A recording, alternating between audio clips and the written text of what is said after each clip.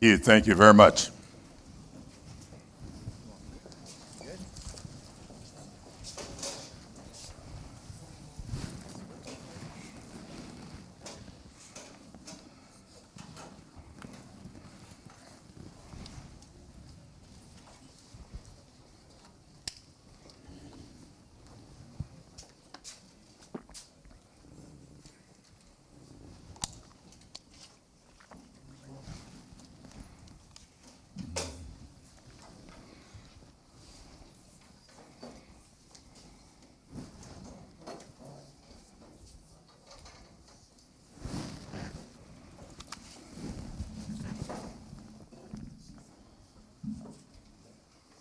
Good evening, ladies and gentlemen. Good evening. Thank you for being here today. Let's get a few housekeeping things in order. If you would, please either turn your cell phones off or put them on silent or vibrate. Follow instructions. The restrooms are down the hall and to the right. If anyone needs to use the restrooms.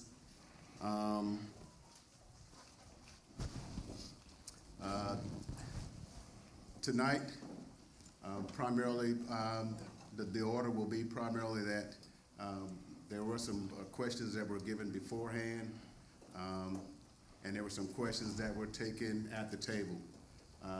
Does anyone else have any questions in the audience at this time right now that were not taken to the table? Okay, they'll get them from you. And the format will be that the moderator, Senator Sabb, will read the questions, and if you'll stand when he calls your name to read the questions, that's basically how we'll do this format for tonight. The other thing is we will be beginning this in just a minute. Thank you again. Thank you all for being here, and thank you for coming out tonight. We really appreciate you coming to this town hall. You know, Congressman Clyburn has served in leadership and has served in the House since 1992, and we really have appreciated his service in this area. Thank you. Thank you. Of course, he served in leadership and our majority whip from 2007 to 2010, and from 2019 to 2022, and as assistant Democratic leader from 2011 until 2018, and again in 2023 until March of 2024, when he decided to give it up and take a step back. So we appreciate him for all of what he's done so far.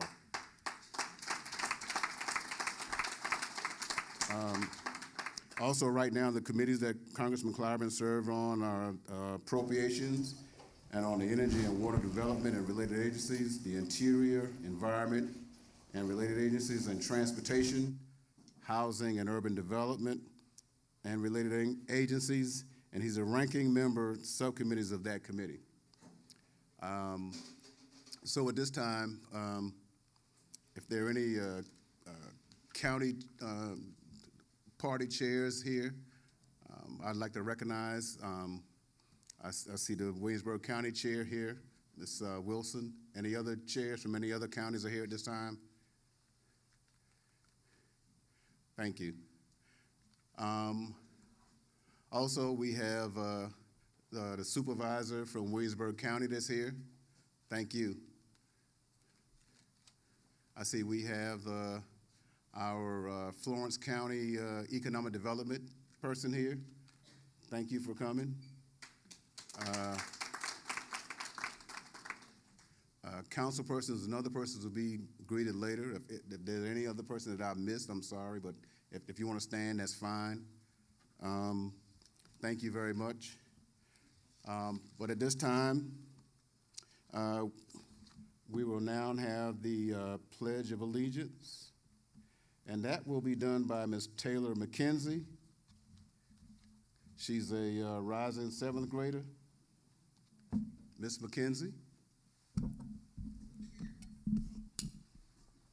If you will all stand, please. Please place your right hand over your heart and join me for the Pledge of Allegiance. I pledge allegiance to the flag of the United States of America and to the republic for which it stands, one nation, under God, indivisible, with liberty and justice for all. Thank you. Thank you. Thank you.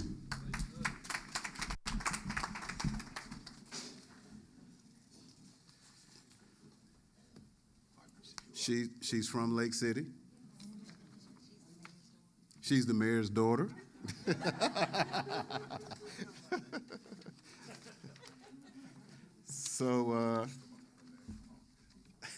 So now, next we will have a welcome from the mayor.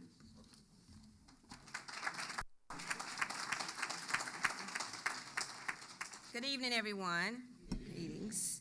It is truly my honor to welcome you all to Lake City for this important town hall meeting with our distinguished Congressman, the Honorable James E. Clyburn. We are proud to host you here at the LC 278 Community and Cultural Center, a place that celebrates the heart, culture, and diversity of our community. As we gather today, we do so with reverence. Yesterday, we paused as a nation to observe Memorial Day, honoring the brave men and women who made the ultimate sacrifice and service to our country. We honor them by continuing the work of building a stronger, more united community. Congressman Clyburn, thank you for your continued commitment to public service and for bringing your voice and vision here to Lake City. Your leadership has shaped our region and inspired generations. Your leadership and lifelong dedication to uplifting voices across South Carolina, especially in communities like ours, continue to inspire us. We are deeply grateful for your presence and the opportunity to engage with you directly. Town hall meetings like this remind us that government is not just something that happens in Washington or Columbia. It happens right here in rooms like this one, when people come together to speak, to listen, and to act. We are grateful for everyone's presence today and look forward to the dialogue and ideas that will be shared today. I also want to thank the incredible City of Lake City staff who worked diligently with Congressman Clyburn's team to bring this town hall meeting to life. Events like this require behind-the-scenes coordination, and our staff rose to the occasion with excellence, professionalism, and care. Thank you, staff. Now I want to recognize our local elected and appointed officials who are with us today. Please stand as I call you by group. I dare not call you by name because I'm going to miss someone. Lake City City Council members, please stand. Thank you. Florence County and City Council members. Any Florence County and City Council members. Winsburg County and City Council members. Thank you. Any Florence County School Board trustees. Thank you. And a very special welcome to any of our student government leaders from our local high schools are here today. Our future leaders, you please stand. Thank you.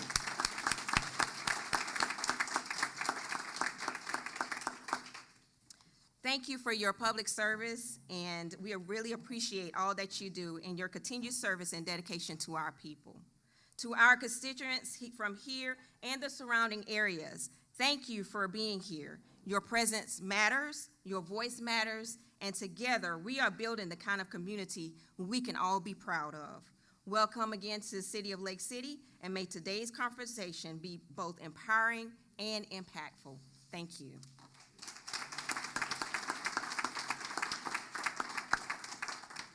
Thank you, Mayor. Now we have greetings from the Honorable Roger Kirby, District 101. Good evening, everyone. So good to see you. Greetings. I bring you greetings from the South Carolina House of Representatives. I represent District 101, which includes Lake City area, Williamsburg County, and Berkeley County. It is my honor and my joy to be here with all of you this evening, to hear from what I think we can only consider to be a political giant of our times, Congressman Clyburn will go down in the history books as one of the most powerful legislators that has come our way in these generations.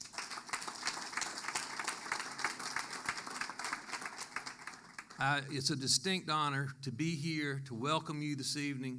I bring you again, just welcome to Lake City, which is my home.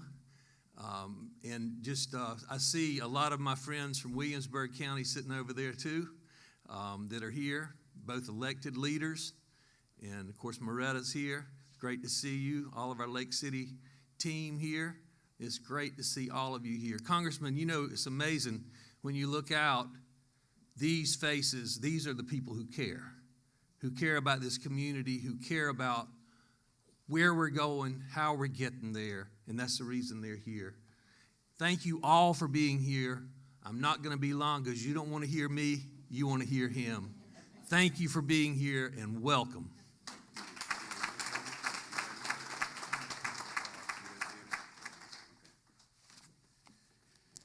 Okay, with that, thank you very much. One thing I would like to do is any of the mayors from any other towns, please stand. I'm sorry, we didn't want to miss y'all. Thank you very much.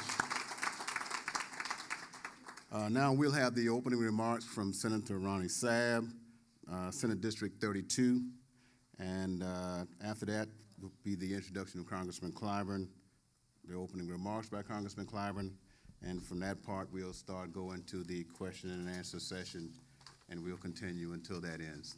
Thank you very much, and again, thank all of you for being here tonight. We really appreciate you coming, and y'all have a good evening. Thank you. Give Mr. Barnes a round of applause. Thank you all so much. I really consider it an honor and a privilege to be here on stage with one whom we look up to and we admire. I'm Ronnie Sabb. I'm the senator for District 32, which includes 6 counties, all of which I won't name, but Williamsburg and, of course, Florence is a part of Senate District 32. I would ask that not only we recognize those servant leaders who are currently serving, but can I get the servant leaders of the past who've held political office to please also stand. Stand up, girl. Senator Glover, Paul Brown, thank you all so much. Thank you for your service, and thank you all for being here. I was actually asked to do some introducing to the gentleman to my right, but so many good things have been said, and a lot more can be said. I'd also like to recognize the Congressman's daughter, Ms. Jennifer. If you don't mind, stand and let everybody see you. Always good to see you and good to have you here. But allow me just to say this about Jim Clyburn. To me, he is just one who has done so much for so many, for so long. And I think that's what we appreciate most about him. It didn't hurt that he was reared by a preacher man and adopted all of those principles. And I think it's fair to say that when he looked at the idea of public service, he really didn't look at it as a job, but more of a calling. And he has indeed been true to his calling. So if you all don't mind, please, ma'ams and sirs, join me in welcoming our Congressman, Jim Clyburn. And we'll ask him to just do a remark or two. Thank you, Jim.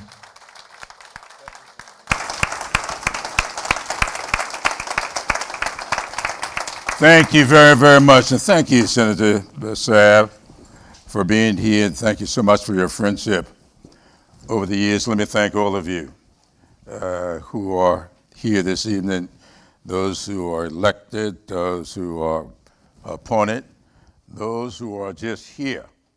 Thank you so much. The senator recognized my daughter. I'm going to recognize my daughter's husband. Because I want to make sure that he doesn't feel slighted by the time he gets home. Thank you all for being here. Now, he's going to give me a lot of grief for that. but I have to sort of keep it on the light side as often as I can. Let me thank you. Roger Kirby and I go back further than he would like to know, because I go all the way back to his daddy, who I shall never forget, who welcomed me here to Lake City back in 1978 when I was running for Secretary of State, and gave me all the support that anybody could ever imagine. But he tells me that more important than that, his father passed away a couple of years ago, but his mother is here. Mrs. Kirby, thank you so much for being here. You don't know how glad I am to see you. She has already reached 85, and God willing, come July 21st, I'm going to catch you. But I don't want you to wait for me. You keep going, and I'll keep chasing. But thank you so much for being here as well. There are other friends that I have that I might point out as we go through. You just met Greg Robinson, who your economic development, who used to be over in Orangeburg. Thank you so much for not being embarrassed to see me, be around me. Mike Tonga, who handles your affairs here up in Washington, at least some of them. Thank you, Mike, for being here as well. Now, I handle most of your affairs in Washington. He handles the administrative stuff. But let me thank you, Mary Lynn, who back in 1978, when I was trying to be Secretary of State, she was part of making sure that the Kirbys become a part of me. Thank you so much for being here. Let me say just a couple of things to you. I have opened every one of these listening sessions with a quote that I have been using a whole lot recently. It's a quote, as many of you know, I've studied history pretty much all of my life. I've taught history for a portion of my life. I just finished writing my third book, which is a book that's reminiscent of our state and nation's history. But there's a quote that I ran across years ago that many of you have heard or have read by a German theologian, Martin Niemöller. That quote I want to open here with tonight, and here it is up on the board of those of you who may not be able to discern it. It says, "First, they came for the communists, and I did not speak out because I was not a communist. Then they came for the socialists, and I did not speak out because I was not a socialist. Then they came for the trade unionists, and I did not speak out because I was not a trade unionist. Then they came for the Jews, and I did not speak out because I was not a Jew. Then they came for me. And there was no one left to speak out for me." That has meant so much to me throughout my entire life, ever since I first came across this quote. And it says, no matter what may be happening around you, who may be the target today? Just remember, you could very well be the target tomorrow or the day after that. Now, when all this was going on, Martin Niemöller saw what was happening in Germany, and people just allow it to happen. Oh, well, I'm not. It ain't me. They're going after those over there. And all of a sudden, this ain't me. And finally, Germany was lost. Its old democracy was gone. And we all know what happened. It all led to what we have come to know as World War II. When things are happening around you that you know full well is not fair, is not right, we can't leave it up to somebody else, because you keep leaving it up to the somebody else, and very soon that somebody else could very well be you. Now, my dad, the fundamentalist minister, used to teach. Now, my staff has got all kinds of stuff for me to say to you tonight. I'm going to say it if it comes out in the questions you want to ask, because I feel moved to say a couple of other things here tonight. My dad had a way of teaching us. He would always say, you lead by precept and example. Now, he thought he was training me for the ministry. And I thought I was going to follow him into the ministry. But like Mary Lynn's brother sitting next to her, Bill, we didn't follow our fathers into the ministry.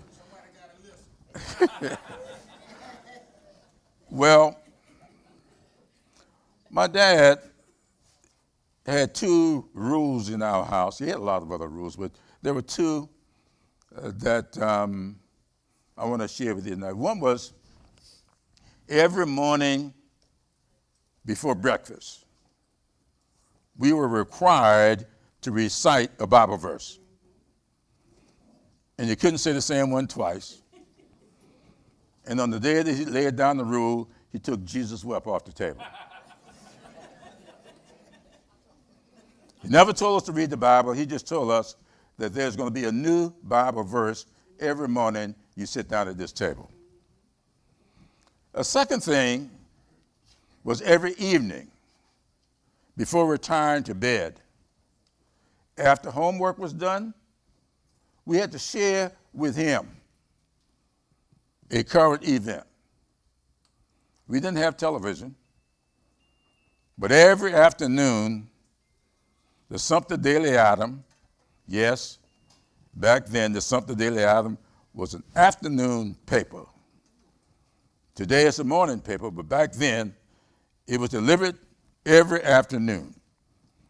And we had to read that in order to share with him a current event. He never told us what it had to be.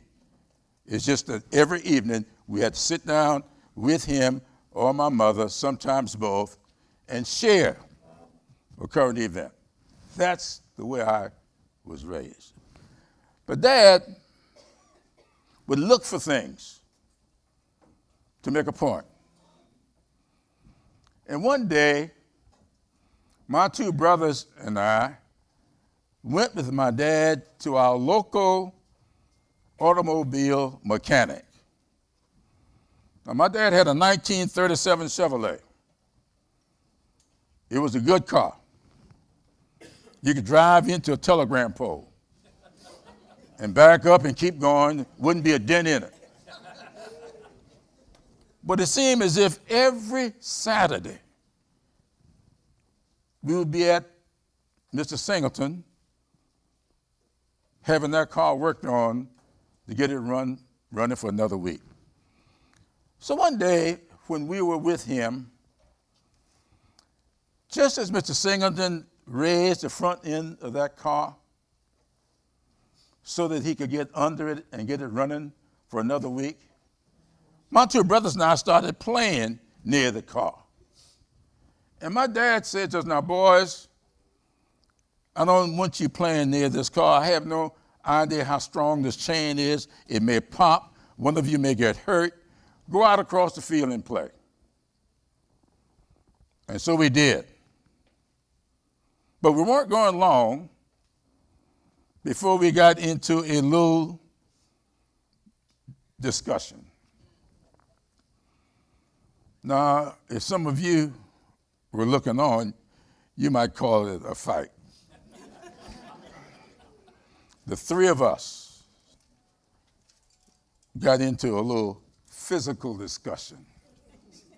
And we didn't know it, but my dad was watching us. And before long, my dad called out to us, and he brought the three of us and stood us in front of him. And he had in his hands a piece of cord string. He gave that piece of cord string to my youngest brother, Charles. Said, Charles, I want you to pop this string. Charles struggled and he couldn't pop it. He then took it back and he gave it to John. Said, John, you are 2 years older, you are stronger, you pop the string. John struggled and he couldn't pop it. He then took it back and handed it to me. He said, now, James, you the oldest, you the strongest, you pop the string. I struggled and I couldn't pop it. He then took that piece of cord string back. He put it in the palms of his hands and he began to rub his hands together. And the more he rubbed, the more friction he created. And the more friction he created, the more unraveled that cord string became. And it was not long before that cord string was in 3 pieces. He then took it back. He had 1 piece to Charles, 1 piece to John, and 1 piece to me. I said, now, sons, pop the string. With very little effort, all 3 of us popped the strings. He said, now, sons, I want this to be a lesson to you for as long as you live. Don't you let the little disagreements that crop up among you cause so much friction until it separates you. Because if you do, the world will pop you apart and you may never know why. I learned that lesson on that day. And just like this quote, that lesson comes to me every day as I travel the state, as I travel this nation. The disagreements are causing too much friction. And if we aren't careful, this world will pop us apart, and we'll all be looking at each other wondering what happened. I'm sure that history could very well be unkind to us if we do not learn how to resolve our differences in such a way that we can maintain one nation under God, indivisible, with liberty and justice for all. That is what this is about. Now tonight, we're gathered to talk a little bit about what is happening and why it's happening. I just left 2 facilities over in King Street. Both of those facilities are making American flags. Embroidery Solutions are making the stars that's on that field of blue. I spent about 90 minutes there. And then I went across the town, the great metropolis of King Street. And there, we went to Valley Forge, where they make the rest of this flag, and they're assembling them. And as we were going through that tour, I kept thinking about what a great country this is. I kept thinking about the fact that just yesterday we celebrated Memorial Day. I kept thinking about the fact that the first Memorial Day ever celebrated in this country was in 1865 in Charleston, South Carolina. It was known then as Decoration Day. It was started by the 54th and 55th Regiments, Massachusetts Regiments. Out of the Civil War, both were all black units headed by two white colonels. Robert Gould Shaw heading up the 54th and Charles Fox heading up the 55th. And they all gathered to celebrate, to honor those who had given the ultimate sacrifice to maintain this nation, which had been founded in 1876. And we're getting ready next year to celebrate the 250th anniversary of the founding of this great nation. This nation is in no need of being made great. It is great.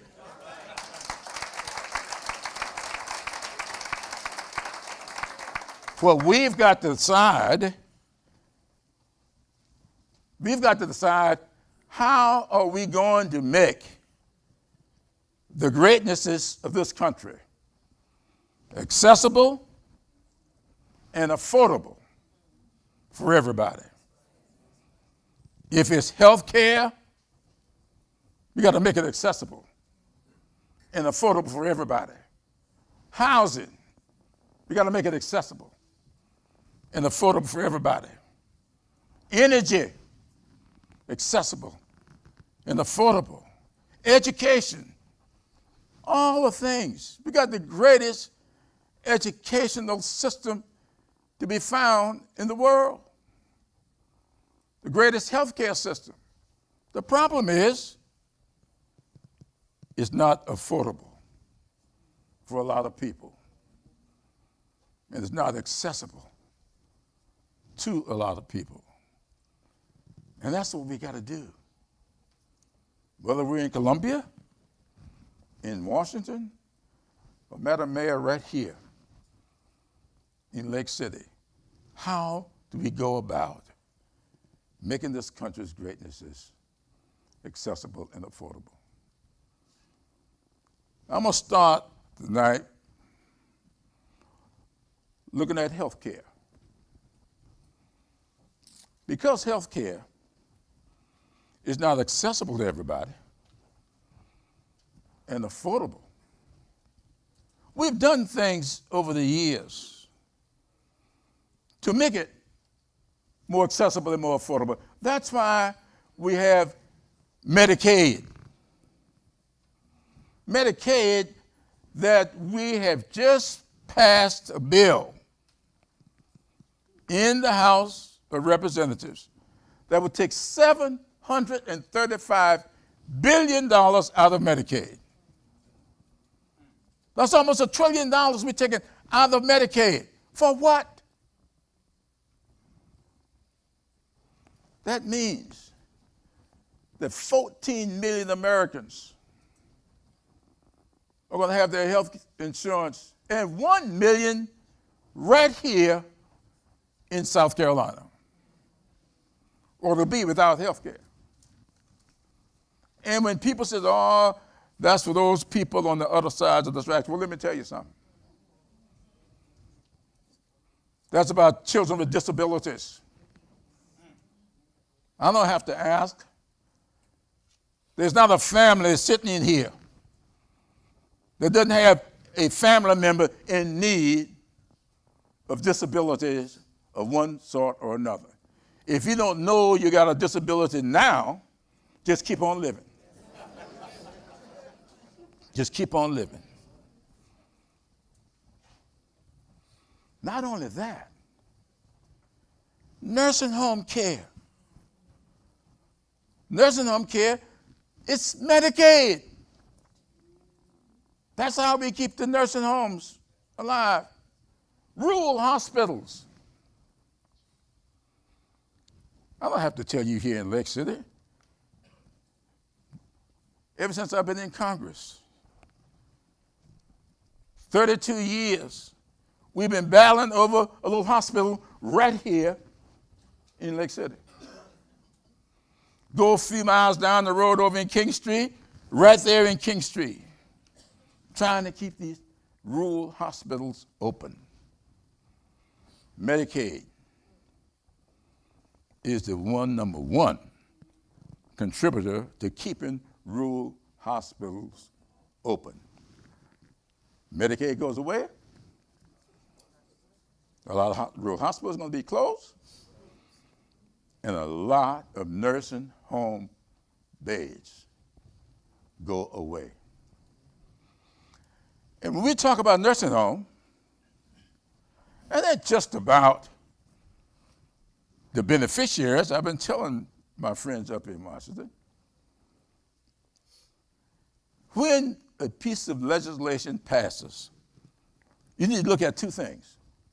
Who are the beneficiaries? It may be the person in that nursing home, in that bed. But guess what? The second thing is who benefits from. Few people I know in need of nursing home care own the nursing home.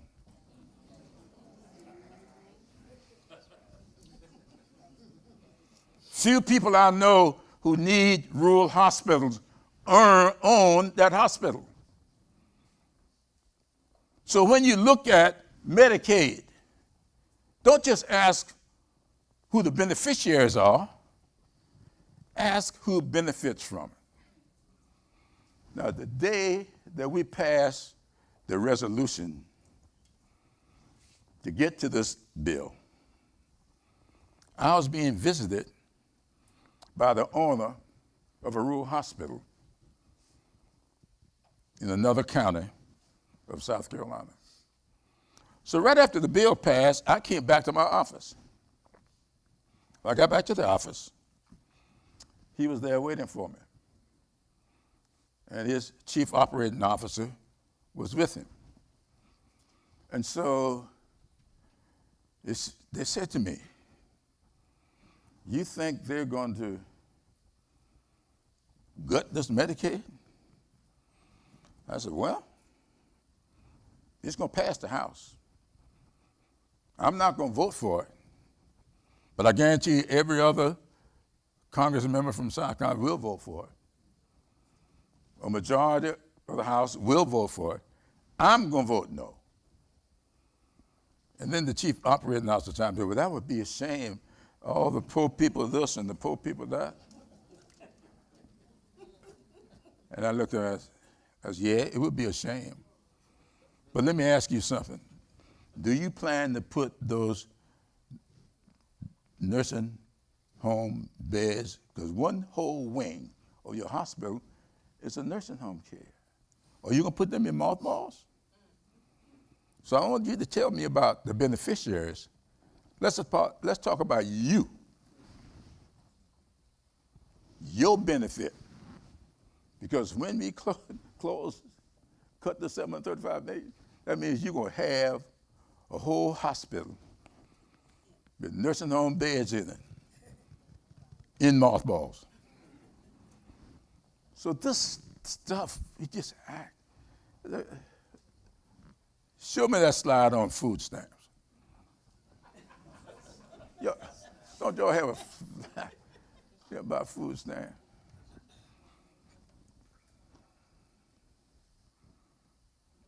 Y'all can't find it there. I think I just saw it. Here it is. This bill that just passed the House. It's going to take $300 billion out of supplemental nutrition programs. Now, let me tell you something about supplemental nutrition programs. This may surprise some of you, but I'm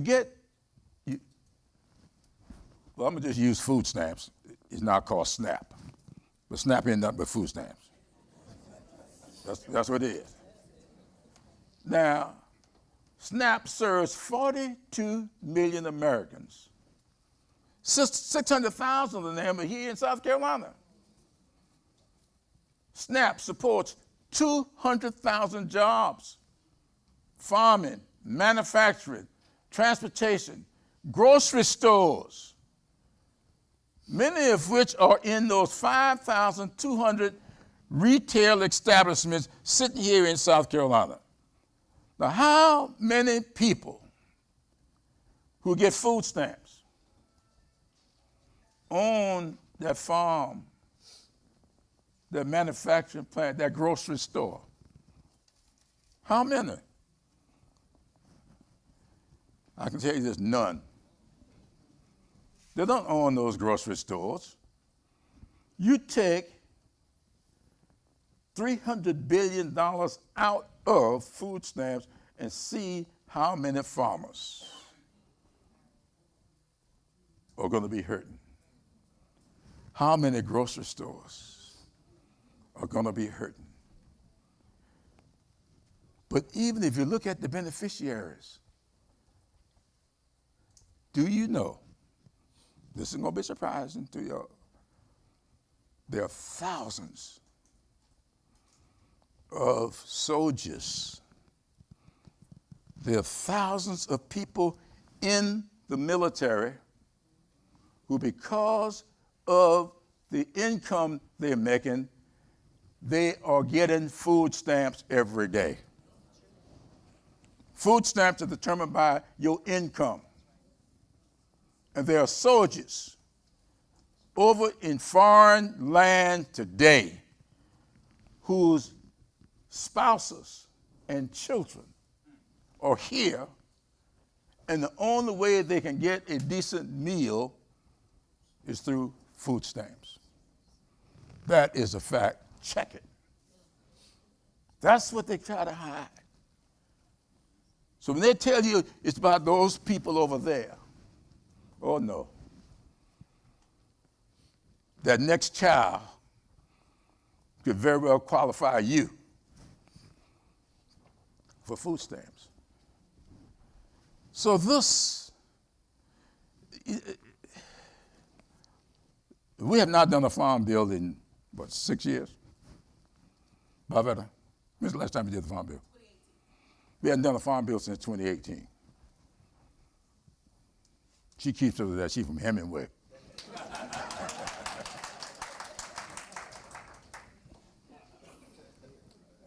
So we are just rolling over.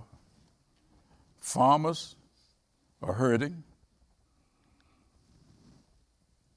Put up the thing on tariffs, and then I'm going to take a break and start answering questions. Show me that thing on tariffs. This I really want you to do. But they got two things on tariffs I got. Soybeans. Over 50% of the soybeans that are grown in this country, not for self-consumption, they leave the country going to Asia, most of them to China. $30 billion in United States ag goods will be impacted by this tariff thing that just went in.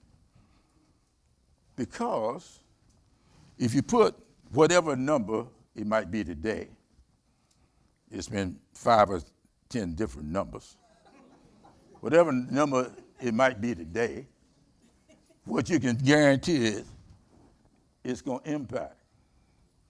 Now, they've already made the announcement, so look at that bottom thing down there. Archer Daniels Midland soybean plant in Kershaw, that's Camden, y'all, will be forced to close due to tariffs they've already announced. They are closing. They are closing. And that's not going to be all.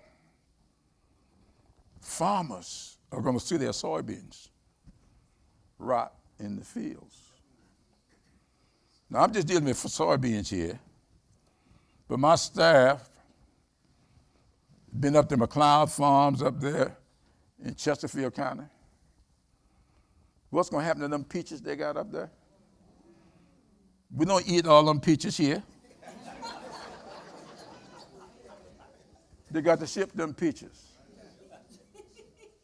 They're making their money on what peaches they can send abroad. And just so you know, Georgia may be the peach state, but we raise more peaches here in South Carolina than they do in Georgia.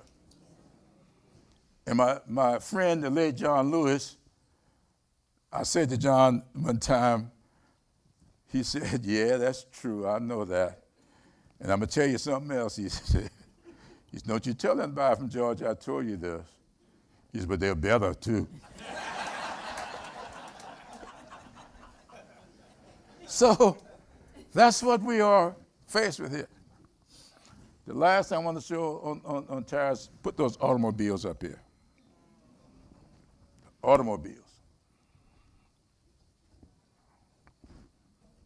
Now, Volvo,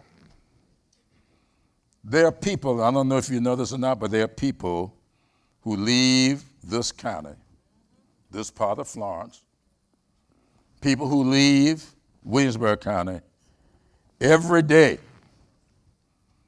headed down toward Charleston. Some of them stop off at the Volvo plant in Berkeley County. Others of them, I know because I've been in the plant, just like I did today. I've been in that Mercedes-Benz plant, the Sprinter. Every Sprinter made by Mercedes-Benz is made in North Charleston. Every one of them. I'm not talking about the ones in this country. Every one that they make anywhere in the world, they make them in North Charleston, and they got to ship them out of the Charleston port. That's where they're made. Already Volvo announced, because of those tariffs, they're cutting 125 jobs. That's 5%. I hope none of those 125 are from this area. I have no idea where they're from, but they're going to cut those. But there's something else I want to put up here. Here is what Trump's trade advisor said. BMW, they've got, 6,000 employees at BMW? And I understand there's like 60,000 jobs in that area impacted by BMW. Here's what he said about Mercedes. The operations of BMW and Mercedes in South Carolina, he says, are bad for our economics. That's what he said. I'm not making it up. It's in quotes there because it came out of his mouth. BMW employs 11,000 workers. That's just BMW up in Greenville-Spartanburg area. 11,000 workers. And I know that there are people who drive up I-26 from Richland County every day going up to BMW to work.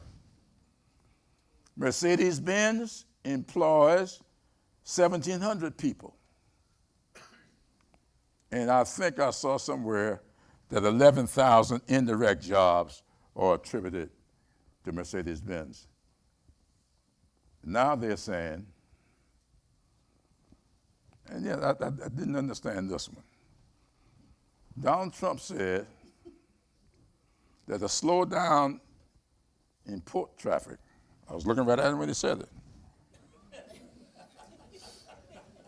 is a good thing because we'll lose less money. Now, that's what we're up against here. I'm going to close with another quote, and then I'm going to answer any questions y'all got.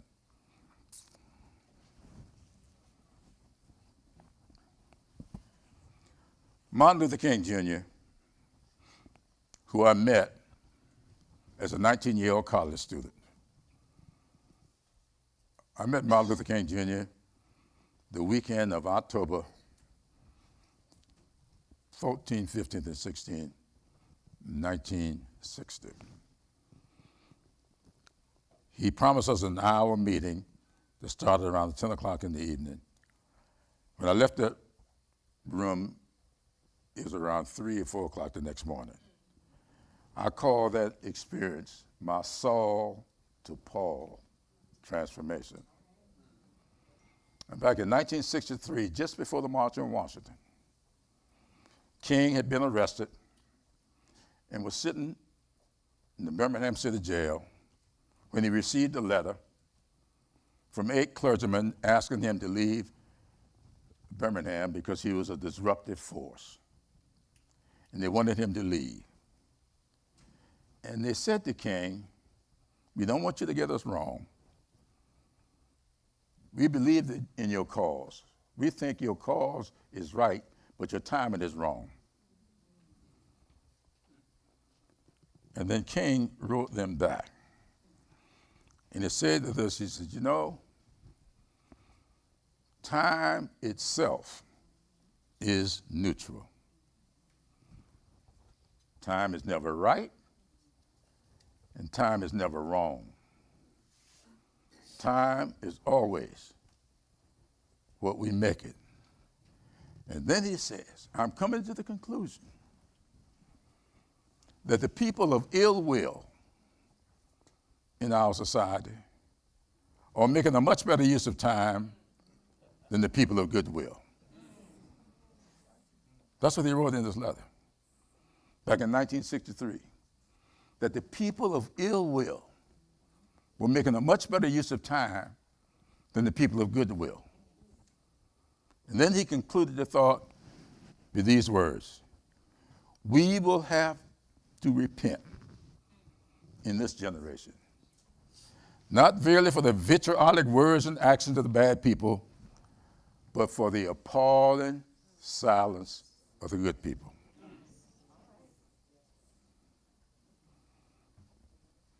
I'll answer any questions. Thank you. What an inspiring opening statement.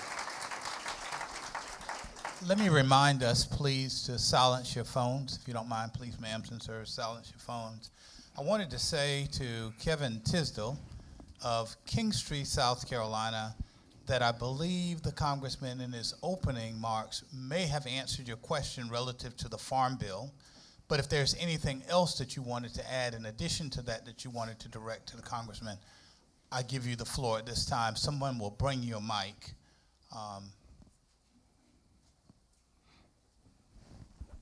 This is Kevin Tisdale from Kingstree, South Carolina. Thank you, Senator Sapp. Thank you, Congressman, for hearing my question. The second part to that was, would you be willing to support a state agricultural disaster assistance program, which we do have? It just hasn't been funded since 2015, since the flood. At the state level? Yes, sir. That's for you, Senator. I don't know. Well, we love getting money from Washington. It typically helps us when it comes to that kind of disaster relief funding. And I'll be candid with you, I do not know whether or not there is funding available in this year's budget as it relates to the specific disaster relief question that you ask. And so I tell folks all the time when I'm at a town hall, some questions I'm able to answer off the cuff. Others I'm not, and so when I'm not able to answer, I simply confess, and I give you my phone number. and then we can find out for you and then do a follow-up. So if you don't mind, we can do that after the town hall is completed. Yes, sir. Thank you. All right, thank you. Thank you. Now, we'll say this about your question, though. In this budget that's being proposed, FEMA is being eliminated. Wow. Oh, yeah. Thank you, Senator, Okay. Congressman.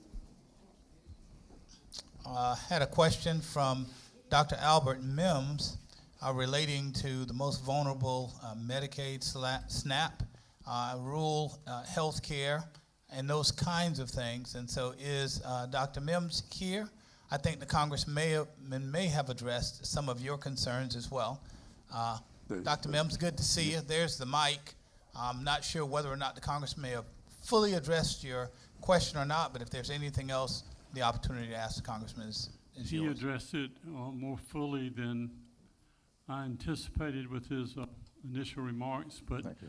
the thing that concerns me so much with this budget is just the absolute disregard for those among us that need the most help. And I think your latter remarks about if we're silent, we're going to be as guilty as those that are trying to do harm to us. But Congressman Clyburn probably remembers meeting with us at Lake City because he was here numerous times to try to help us keep the little hospital open. Right. And he came up with money in President Obama's budget for us, Right. earmarked, and we could have had a new hospital had we had the political will at the time. And I would like to thank you for all your efforts over the years. Thank you very much. Yes, right, you go. I don't mind admitting to you, I say this not just because I'm here, but those meetings I had with you guys about this Lake City Hospital, I don't know if I've ever been more emotionally attached to an effort than that which y'all were putting forth. And it was just a shame that enough people would not come to the table for us to get that done. No matter how much money you get appropriated, people have got to come together to get these things done. But thank you so much for all that you have done. And just know, for whatever time I've got remaining, I'm never going to give up on getting health care to these rural communities.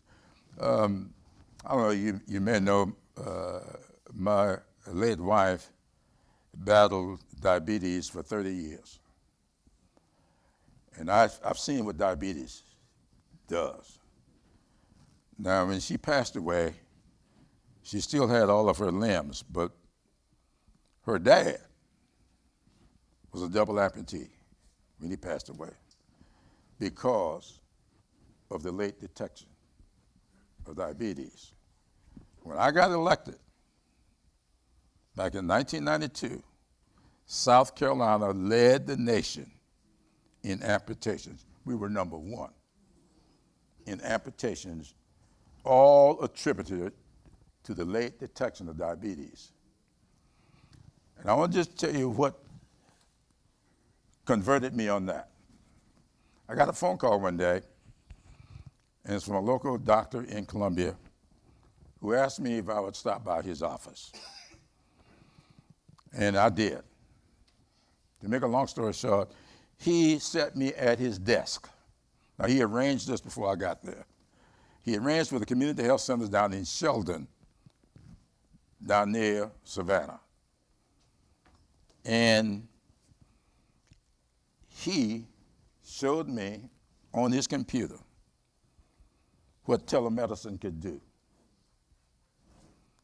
He showed me a man sitting down in Sheldon, had his eyes to a device down there, while the doctor looked on the screen in front of us and showed me, looking in this man's eyes, that he was diabetic. He said, now this man doesn't know it, but before he leaves his office down there today, they are going to have to do something quickly for him. And he said this to me. He said, now, we're not going to be able to solve the problem we're trying to solve, getting health care into rural communities, until we get telemedicine. We got to have telemedicine. And as I started out of his door, he put his hands on my shoulder and says, by the way, I'm your wife's doctor. I didn't know him. That's how I became converted to this. And that's why when we did the infrastructure bill, everybody was talking about how much money they're going to give for roads and bridges. My nickname on Capitol Hill, and this is a true story, ask anybody on Capitol Hill, on the House or Senate side, they're going to tell you my nickname became Jim Broadband. Because I said that we're not going to pass an infrastructure bill out of this place unless we treat the information highway the same way we treat the interstate highway. And so we got $65 billion in that infrastructure bill for broadband. And then I sat down with the governor, Henry McMaster. We don't talk about it a whole lot, but Henry and I are pretty good buddies. He ain't gonna tell his people that. And I ain't gonna tell my people that. But we got on the phone with each other. And we sat down. I sat down in his office, and he sat in my office more than once to work out how to get broadband into every residence here in South Carolina and every business. And the plan we put together, y'all got another thing up there, a chart that we can see. Y'all got that broadband chart? I would like to show you what we've done here, because between these two guys and the governor's office, we've done a magnificent thing. Who's running this thing back there? Y'all going already? Huh? You don't have it? Well, I got it. Really, they put together a plan that they told me that in order to get broadband into every home, we needed $650 billion. I'm sorry, $1 million. $650 million. So I sat down with the governor in the broadband office, and we worked out a way to get that money. But I wanted to show you what we did, because it worked so effectively, but if you won't be able to see it, until we've got over 400 million. If this administration does not cut the money off, we've got the money in place. And I can tell you right now, we are within 30,000, they tell me 28 to be exact. We're within 30,000 residents to build out South Carolina 100% to broadband.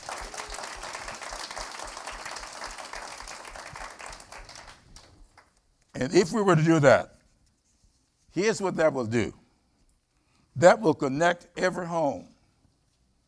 Now, you know, one of the leading causes of hospitalization is what we call diabetic shock, whatever that. What you call it, Bob Ellie? You the nurse.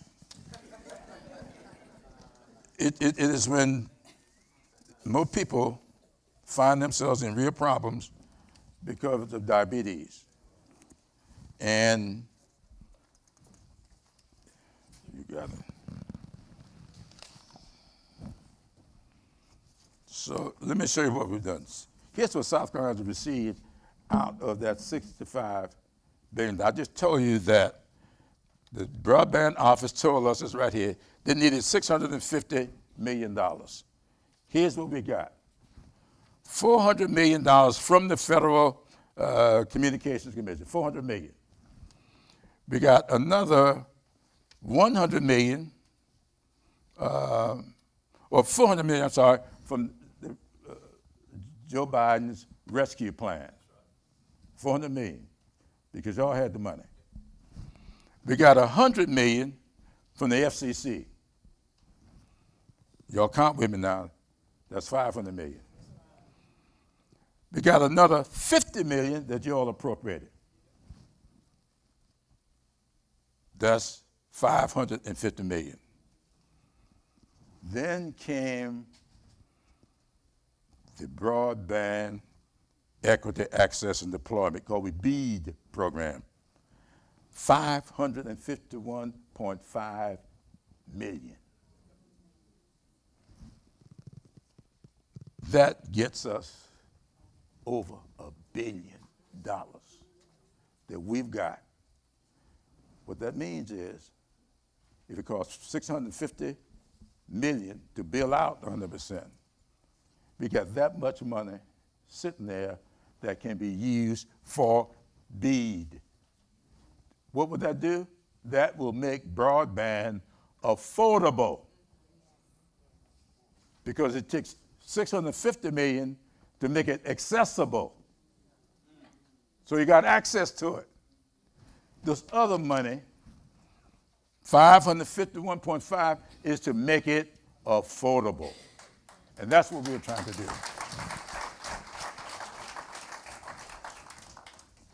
Thank you, Congressman. Is Miss Emma Bradford here? Miss Emma Bradford from Bradford. Lake City, South Carolina. If you'll stand, they will hand you a mic and you can direct your question to the Congressman.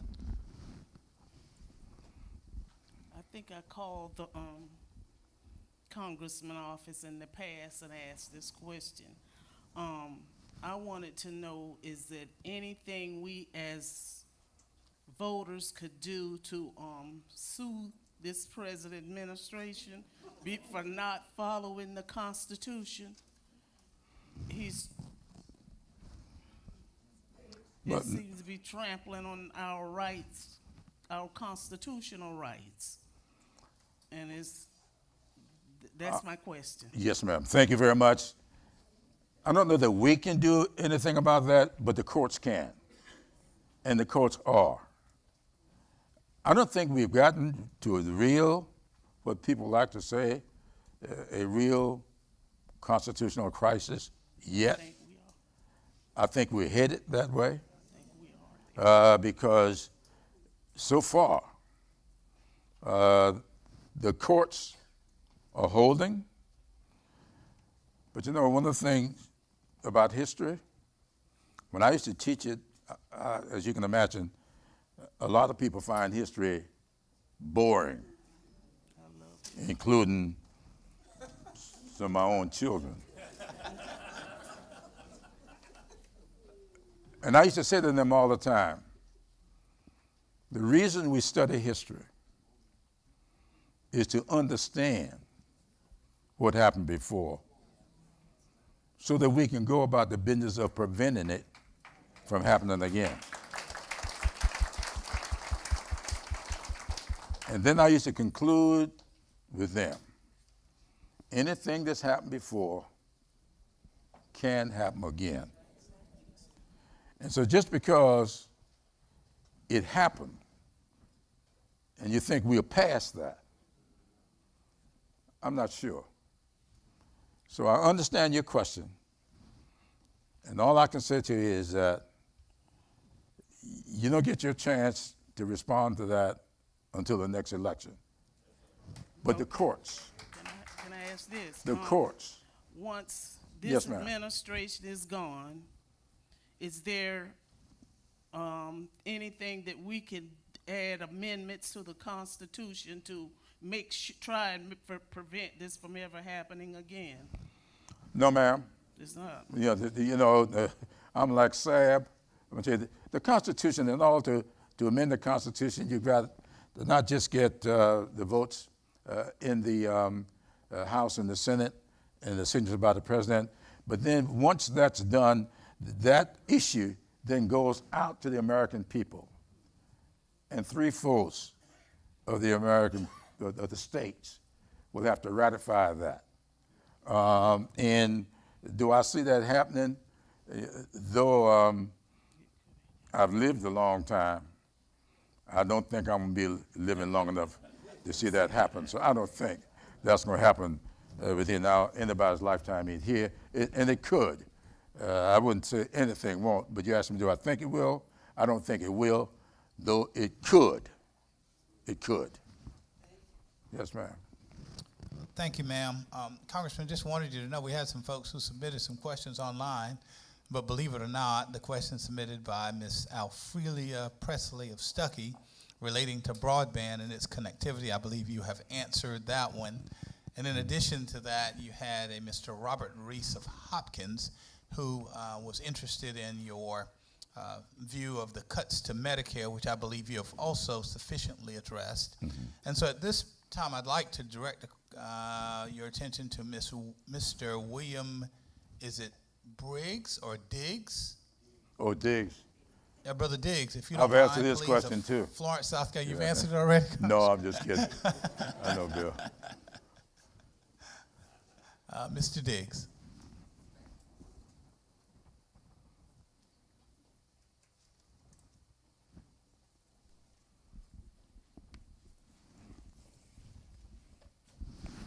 Thank you, Senator Sapp. Congressman, point blank, we are in an economic crisis, and it's been caused by one person out of a sense of greed. Is there anything we can do to slow this runaway locomotive down? Because that's what it is. And I'm going to tell y'all a personal experience I had from 8 years ago. I saw a swing pertaining to my taxes. I went from getting $3,000 back to having to pay $3,000 in a 12-month swing. That hurt. I don't want to go through that again. So is there anything at all we can do to change directions? Well, I think the American people will get an opportunity this year in 2 states, Virginia and New Jersey. And quite frankly, what I think is going to be required, I think folks on Capitol Hill, no matter what they may say to the contrary, believe me, they watch these numbers, they watch these polls, and if the vote in Virginia stays where it is today, now I just saw a poll come out of Virginia that shows the Democrat in Virginia leading the Republican in Virginia by almost 30 points. I've seen that. If things like that were to hold, yes, you see some massive turnaround in the attitude of people. I think you've seen it already. You can't be more conservative than, what's the senator from Missouri? Hawley in Missouri has already announced that he ain't gonna be for these cuts in Medicaid. And I understand 3 others, I didn't get their names. I was particularly interested in Hawley, but 3 others have announced that this bill, and Johnson from Wisconsin has announced that we are going to put a halt on this until he, in the White House, gets serious. That's what he says. Wasn't Josh Hawley one of the first people running down the hall? He was. So that's why I remember his name. You can't put in credence what he said. No, well, that's true, but all I'm saying is I do believe that this that I put up tonight is not going to be what comes out of the Senate. Okay. That is not to say that I'm going to like what comes out of the Senate, but I think these numbers are not going to be.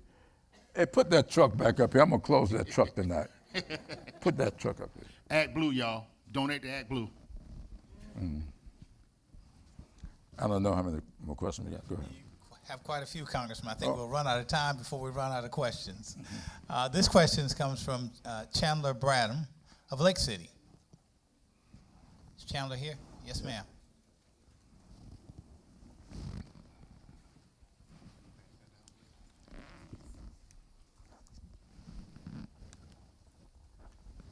Thank you. Representative Clyburn, your leadership on issues impacting undeserved communities is well known and appreciated. What is that? Representative Clyburn, your leadership on issues impacting underdeserved communities is well known and appreciated.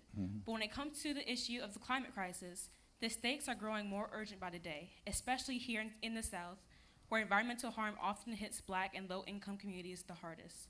Most of us are concerned that incremental approaches simply won't cut it anymore. Fossil fuel interests continue to exert massive influence, and the window for action is rapidly closing. Given this, are you prepared to support a bold, comprehensive, Green New Deal style approach that centers environmental justice and a just transition for frontline communities, and not just corporate-friendly climate solutions? Thank you. Climate. Well, let me tell you this, and I appreciate the question. But several years ago, I proposed, and Congress accepted, a formula that we call 10-20-30. 10-20-30 was a concept, and the movement in that was about better. We were sitting around the table one day trying to figure out how to get monies into rural communities. And we came up with this idea.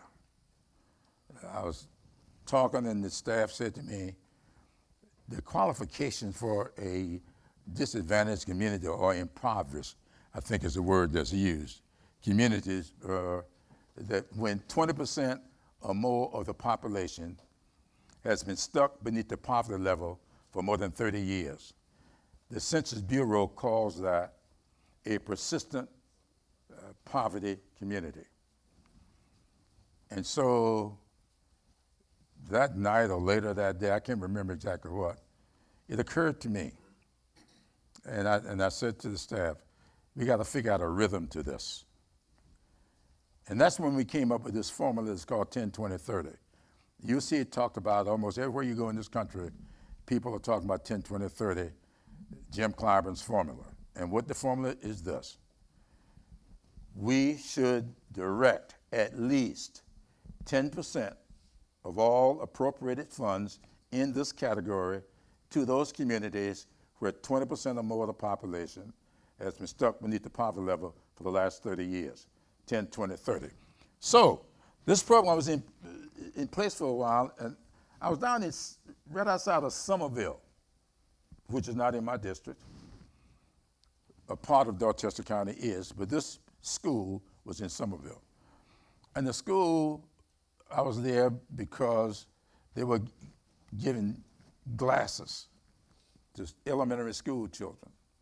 And they wanted me to come to present these glasses to the kids. And so I went.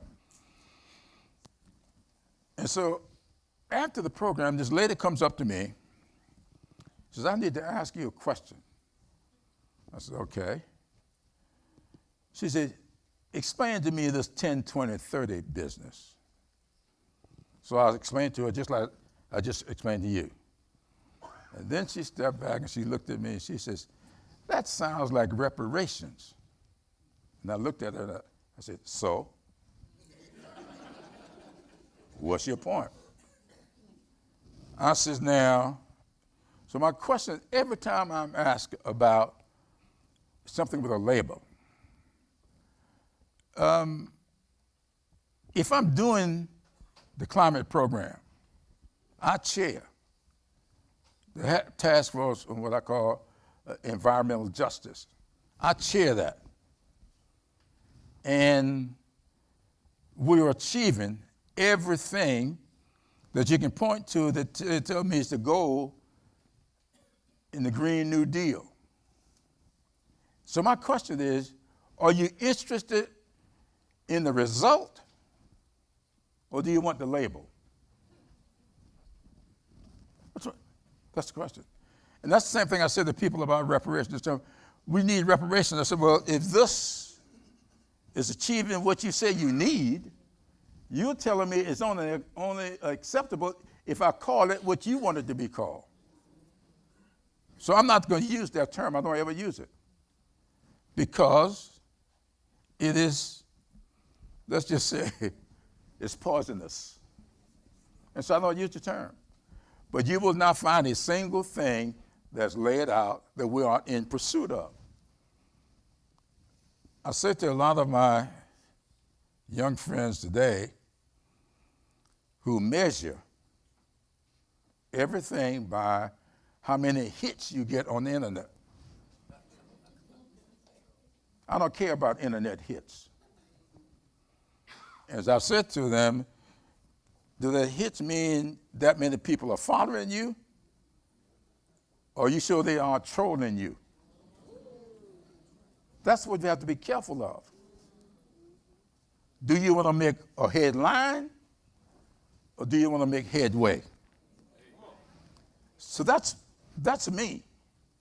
And you won't find a single thing that anybody has ever laid out in this program that we are not doing very methodically.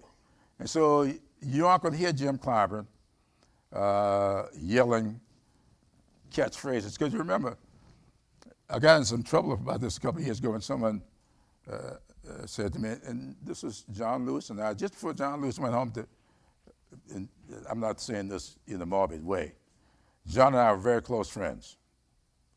I mean, we were close friends from the time we were 19 years old. Very close in the House of Representatives. And just before he left, he came to me earlier to tell me the diagnosis. It was terminal. He was not going to live much longer. And the day before he went on to transition, he asked me to join him in the back of the chamber. And I sat down with John, and here's what John said to me. He said, Jim, I'm afraid that this slogan, defund the police, is going to do to us what Burn Baby Burn did back in the 60s. He said, I'm afraid of that. He said, I hope. He said, I'm not going to be here to fight with you, but I hope you won't give up on this fight. And I talked to John. His chief put the phone on his shoulder. I talked to John just a few hours before he passed away. And that's just what I'm very passionate about. I think that we allow sloganeering to get in the way of making progress. And when people tell me, well, we don't really mean defund the police, well, if you don't mean it, don't say it. So, so you get people all upset about the terms you use, and we can't get the programs. I got relatives who are police officers. I don't want to see them defunded, and I don't think anybody mean that. So we have to be careful about this. And so, yes, nobody is more committed to environmental justice than I am. And the record is clear. But I'm not going to call it the Green New Deal, because I don't know what you call it. I'm going to call it getting justice done on the environmental issues. Thank you, Congressman. Our next question will come from Mayor Jesse Parker of Greeleyville.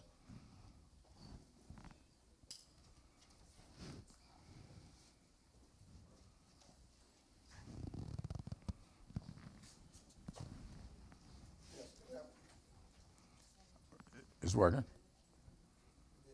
Yeah. Oh, I hear you.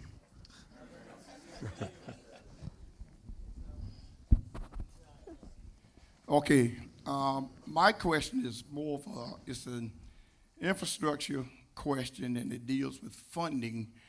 And this is probably a question for the senator and yourself, Congressman. We have issues, and I'm speaking for small municipalities, small cities that don't have a whole lot of monies. We're talking budgets less than $1 million that we work on annually. And for the most part, we can't do major things unless we get help from mostly USDA when it comes to the federal level. And the problem is here of late, we were doing 25-75 match with USDA funds. Then here, maybe a year or so ago, it went from 25-75 to 50-50. We're doing a project that's somewhere in the neighborhood of $10 million. 75-25 means the town would have to come up with $2,500,000. Now all of a sudden with the same project, the town has to come up with a 50-50 match, which is $5 million, wherein we struggle to match it at the 25-75. Sure. And my thing is, I would hope that the state and federal government at times would put funds out there that smaller municipalities could apply for Sure. amongst each other, instead of we applying for the same funds that Greenville, Charleston, and all these other agree. places that got the millions of dollars that they could match with, and we can't. So it just put us at a standstill with trying to fund projects. We put together some of the Sure. best projects, some of the most needed projects, but simply because the match is just that high, we can't do anything with it. So I mean, agree, and that is a big, big problem all over, and I work on that's part of what 10, 20, 30 was all about. Remember, on the 10, 20, 30, you don't have to come up with a dime. At least 10% of this money must be directed to you and to those kinds of communities. But if you fall into that category of 20% or more of the population having been stuck for the last 30 years. Now, which town is yours? Greeleyville. I don't know, Greeleyville, Yes. you qualify. Yes. You qualify. So what I would do is get with my staff. Dalton, where's Dalton? He probably sneaked out already. Well, John Rickenbacker is here. He is in the Columbia office, that gentleman right there. I want you to talk to him, and let's see what we can do about that. Okay, and we have a project now that's been battling back and forth, and it's in Washington. And this guy deal with stuff has to get to Washington. No, he works for Lake City. She ain't gonna lend him to you. He works for Lake City. If Mike said he'll talk to you.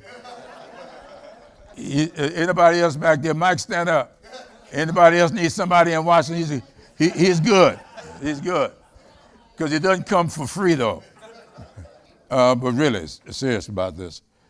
Talk to him, and let's see whether or not it's possible. There's Dalton there. Dalton, this gentleman want to talk to you afterwards. Give him your card. Don't give him mine. Give him your. Give him a card, then call Dalton, because I would like to look at that. Really, I'm serious about that. We'll see whether or not we can do something. Thank you, Congressman. And I will just tell you, and the gentleman is really a good friend of the Congressman, Senator John Matthews made certain that Tier 4 counties would only have to match 20%. And so that's his way of trying to help rural South Carolina communities be able to access some of those funds. And so I don't know the extent of which your project directly relates, but I do know that there is a 20% match for Tier 4 counties, and of course Williamsburg County is one of them. And so I'd be curious about the specifics of it as well. I think we have time for one more question. Okay, one more question. Who is it? Oh, you got it. Yes, sir, I got it right here. And this question comes from Miss Ophelia Starks of Kingstree/Greeleyville, South Carolina.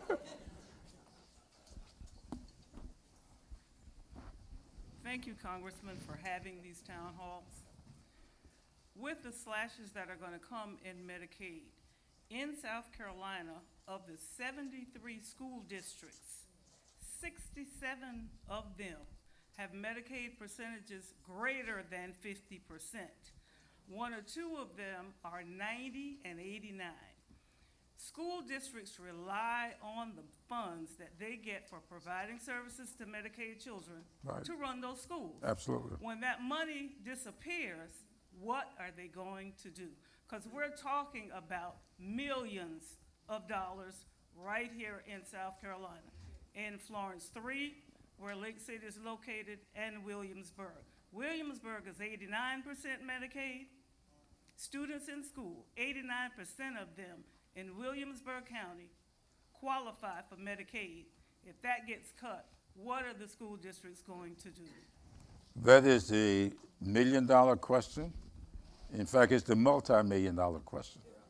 And that is exactly why I'm trying to sound the alarm, because I want people to realize and to wake up to what's going on here. Because when I ask what and why, we're talking about a tax cut for billionaires.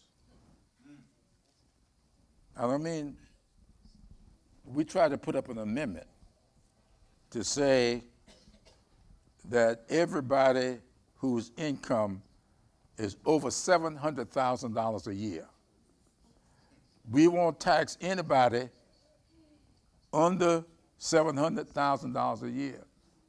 Not 100, 700,000. Let's just say if you make over $700,000, you don't get a tax cut. And they would not accept that. Simply because they have wedded themselves to the multi-billionaires in the country, and that's what's happening to this money. The only way to provide for that tax cut is to gut Medicaid, put Social Security at risk, and gut the SNAP program. That's the only way to get the money. So that's what it's all about. And so that's what we're fighting. And I want to say this about those students. I did Converse College's commencement Saturday before last now, or if you don't count this past Saturday, the Saturday before. And I asked the president, right there in Spartanburg, I said, Mr. President, tell me, what's the percentage of your students here at Converse College, y'all remember Converse, that are Pell Grant recipients? 60%. He told me that 60% of the students at Converse College in Spartanburg, South Carolina, small Christian school, 60% of those students qualify for Pell Grants. And I just got to say this, huh? You got that up? Well, they got one chart here I can use. Okay. Now, I want to show you something. I'm going to show you how sinister this is, how sinister what they're doing. So they come up with this plan, and they're saying to us that in order to qualify for Pell Grants, you got to be a full-time student, okay? So if you're a full-time student, it is 15 hours. What they want to do says we want to cut that to 12 credit hours. See, right now, if you're a student at Converse College and you need to take a remedial course, just think about this. If you've grown up on the Sea Islands of North Carolina and South Carolina, Georgia and Florida, you learn a different language. My late wife was from Moscona. So I know what Gullah is all about. And we were married for 58 years. And so for 58 years, in order for that to be, I had to learn to understand Gullah. So if you grow up with that, chances are you could very well score the max in math and science. But in grammar, Gullah did not lend itself well to what you have to take on the grammar test. So you have to take remediation, which means that you could take 12 hours for credits, but you have to take 3 hours for which you get no credit. Under this new proposal, those students would not be eligible for Pell Grants, because they're now wanting to say you got to have 15 credit hours. 15 credit hours. There's a big difference. And here in South Carolina, if this goes forward, $7,395 those students would lose. That's what they would lose. Now, that would affect 25% of those students that you're talking about. That, to me, is what this is all about. Making poor people poor, rich people richer, making needy students more need or drop out, while other students will continue to pursue. And what happens? The wealth gap widens and widens and widens. That's what this is all about. And so I want y'all to remember that last quote of it. I'm going to show you, students, I'm going to close with this. They told me that was the last question. And I want to say, I'm doing this particularly for Roger here, because I want to show Roger. Put the truck up here. Now, this truck has been going throughout my district. I mean, right now. I hadn't seen it this week.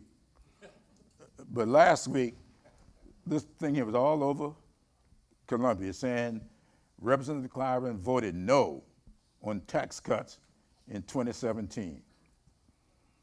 That was Trump's tax cut bill. And they're right. I voted no. But they don't have to go all the way back to 2017. They can just get the vote from last week.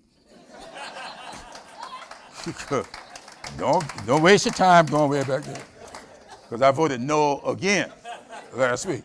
Now, there's an interesting thing about that tax bill of 2017.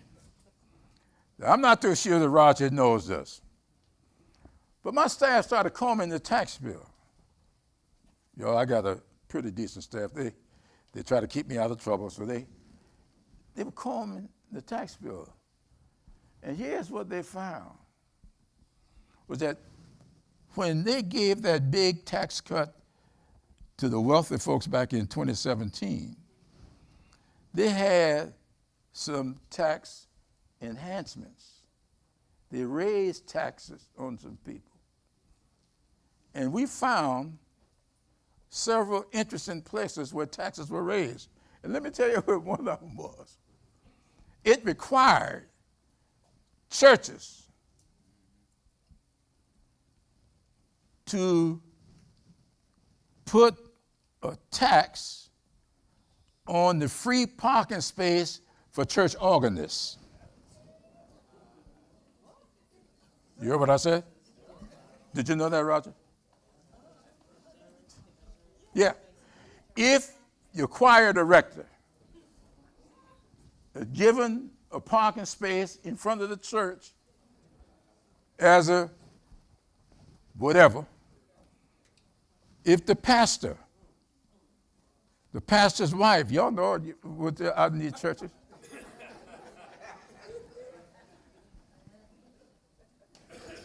they had to turn in a 1099 with the value of that parking space that was in the bill, increasing the taxes on that.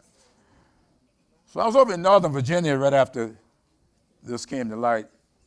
I had just done a layman's day at this Baptist church in Northern Virginia. And the pastor did something that day that's kind of interesting. I'd never seen this done before. This is a little something for y'all to take a look at. He said, he must have a pretty good system. He says, we're not going to take up an offering today, and we're not going to have an altar call.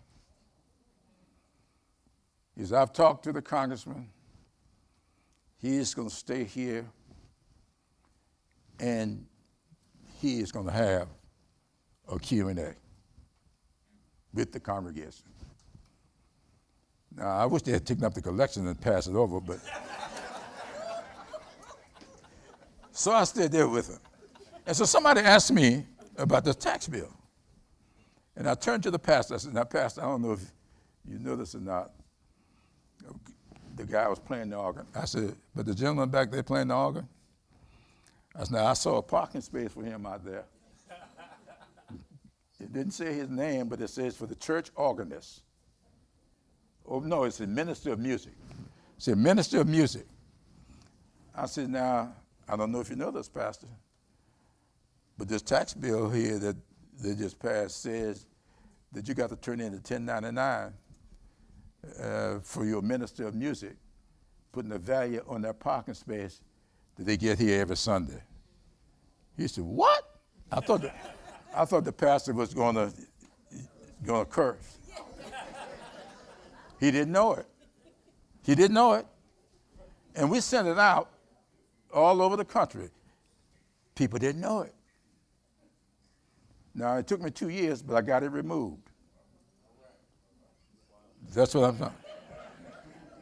Yes, I put up the minute. The first year, they wouldn't pass it, but the second year, they did pass it, so we got that removed so that you would not keep violating. I just want you to know I'm looking out for you when you don't even know it. So, most of y'all know he is the minister of music, so I know about that. Let me thank all of you for being here this evening. I really appreciate it. Thank you.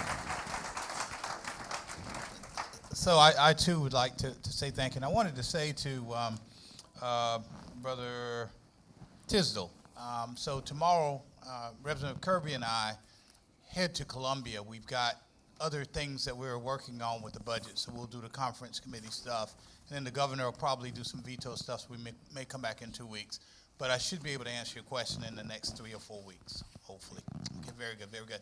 And look, has this been great, y'all? Has this been incredible? Has it been? Yeah. Everything we had hoped for and more. So before I pass the mic to Brother Barnes, again, Congressman, thank you for being here. Thank you for allowing me to participate in this extraordinary town hall. Mr. Barnes. Yes. For those who want to know, we'll be having a round table tomorrow. I don't know, are they going? I don't know if that's going to be live stream or not. With the South Carolina Hospital Association in Columbia tomorrow, starting at 11 o'clock in the morning.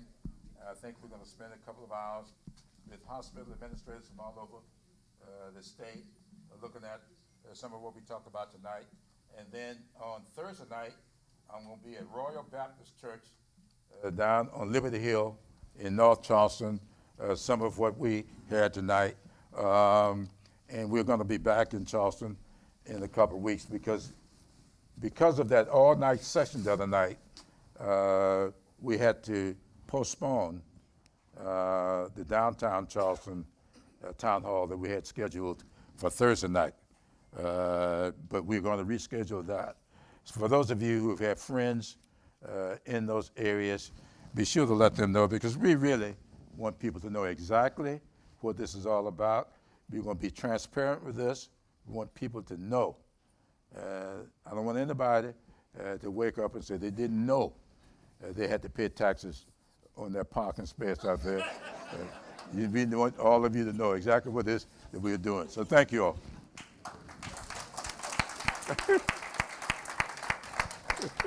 Yes, thank you. Sorry about that. Y'all didn't know we were giving away a prize tonight. Is Shanada Ravenel available? Well, good. Your credit card.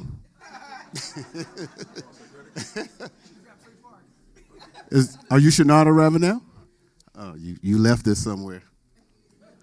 I need to see an ID. I'm sorry. Hey, yeah, check. Yeah.